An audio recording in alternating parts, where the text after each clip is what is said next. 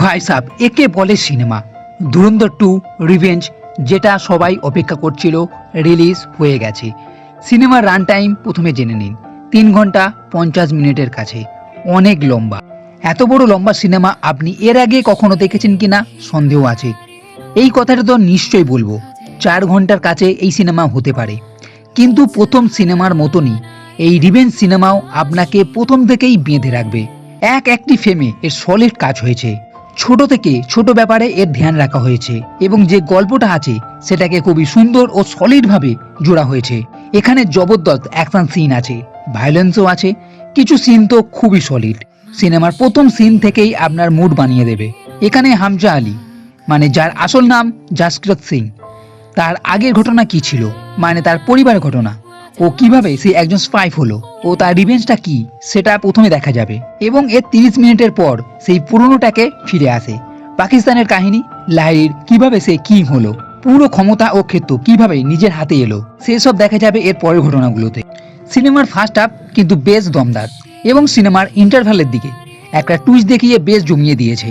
এবং এমন একটা সময় আসবে যেখানে হামজার যে রাজ সেটা সামনে আসবে এবং যেভাবে কাহিনীকে আগে নিয়ে গেছে ও একটার পর একটা সিন জুড়েছে। বিশেষ করে 2016 সালে ইন্ডিয়াতে যে নোটবন্দি হয়েছিল সেটা কেন হয়েছিল, এর পেছনে কি কারণ, সেনা ক্যাম্পে হামলা ও এরপর সার্জিক্যাল স্ট্রাইক, ও এর সঙ্গে পাকিস্তানে একের পর এক আননোন কোনো ম্যান যেভাবে পাকিস্তানের লোকেদের মেরে ফেলছিল সেই ঘটনাটা সবকিছুই একের পর এক দেখানো হবে। এবং ফার্স্ট হাফের থেকে সেকেন্ড হাফে বেশ কিছু টুইস্ট আছে। বিশেষ করে বড় সাহেব বলে যে ক্যারেক্টার আছে সেটা তো বেশ চমকদার। এর সঙ্গে সিনেমার ক্লাইম্যাক্সেও বেশ অ্যাকশন সিন দেখা যাবে। এর সঙ্গে শেষের দিকে এমন একটা টুইস্ট আছে যেটা হয়তো কেউই কল্পনা করেনি। সিনেমা তো আমার কাছে সলিড লেগেছে। এমনকি সিনেমাতে প্রত্যেক চরিত্র নিজের কাজ সুন্দরভাবে করেছে এবং এমন কোনো চরিত্র নেই যাকে দেখে মনে হবে এটা এক্সট্রা বা দরকার ছিল না। প্রত্যেক চরিত্রই এখানে সলিড। এর সঙ্গে আগে সিনেমাতে অক্ষয় খান্নার যে আইটেম সং ছিল, সেই রকমই রণবীর সিং এর দিদি দিদি নামে এক সং এখানে দেখানো হয়েছে, আর এই সংও বেশ মজাদার লেগেছে। ধুরন্ধর সিনেমা যদি আপনি দেখে থাকেন তাহলে নিশ্চয়ই এই ধুরন্ধর 2 রিভেঞ্জ দেখুন, তবে সময় নিয়ে দেখবেন, আরও সলিড মনে হবে।